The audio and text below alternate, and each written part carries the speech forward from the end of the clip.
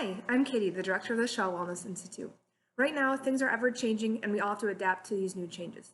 I know this can be intimidating and pretty stressful, but that's why we're here to help. In Shaw, we work to support the 8 dimensions of wellness. Today, I'm going to focus on spiritual wellness.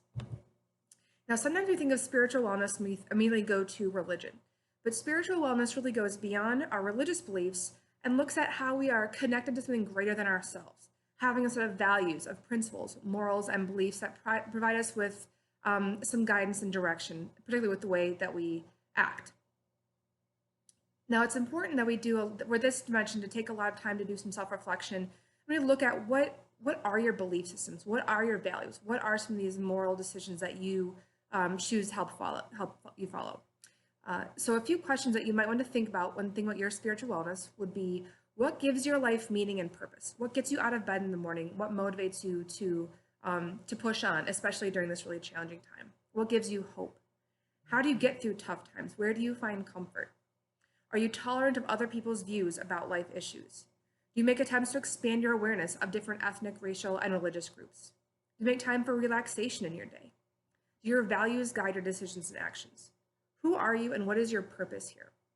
So these are all questions that can really help you to self-reflect and kind of think about, what do you want out of life and what really drives you?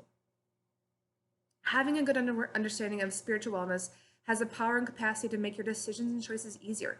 If you already have a strong framework that helps to guide your actions, your beliefs, that's really going to make it easier for you when you get faced with a tough decision, when you have to make some of these choices. So for example, something that gives me my life meaning, or one of my values, is to have an impact on others. It's very important to me to feel like I'm doing something every day to make someone's life easier, whether that's a friend, a family member, the campus community, the broader community that I live in. But what am I doing? How am I helping make the world a better place? So when I have a chance to act on those values, or act on that value of helping someone else's life, I feel much better about myself. So that's a way that I can kind of connect my spiritual wellness with my everyday life.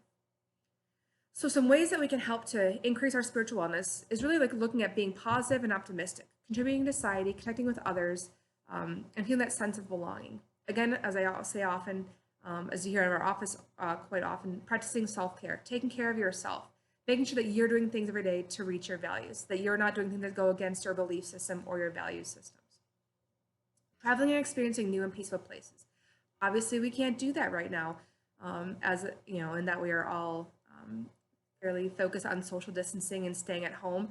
But there are plenty of ways we can connect via technology, maybe doing a virtual tour of a museum or a zoo, doing some readings on a different belief system, focusing on hope and having a positive outlook. So rather than sitting around and kind of dwelling on, woe is me, I'm missing out on all these things, it's important to grieve and to value that. But it's also important to have hope. What can we look forward to when we are allowed back out of our homes, when we're allowed back on campus and back to our normal everyday lives? Taking some time to meditate, some time to really reflect on your day and what's important to you, finding a nice, peaceful, quiet place to practice that relaxation. Volunteering and mentoring, again, very challenging right now in that we can't go out into our community, but finding some support groups or some groups online that may benefit from your expertise or from your experience, and finding ways to connect with others who have similar belief systems as you. And really, again, that idea of taking some time to recenter, especially during this very high stress time for us. Giving yourself 5 minutes in the middle of the day to do some deep breathing, do some meditation, reaching out and finding other resources. We have a lot of really great resources on campus, whether in the chaplain's office or in Chapel House, where you can go and find ways and strategies to decompress, to de-stress, learning how to meditate, learning how to look inward at what you need most right now to take care of yourself.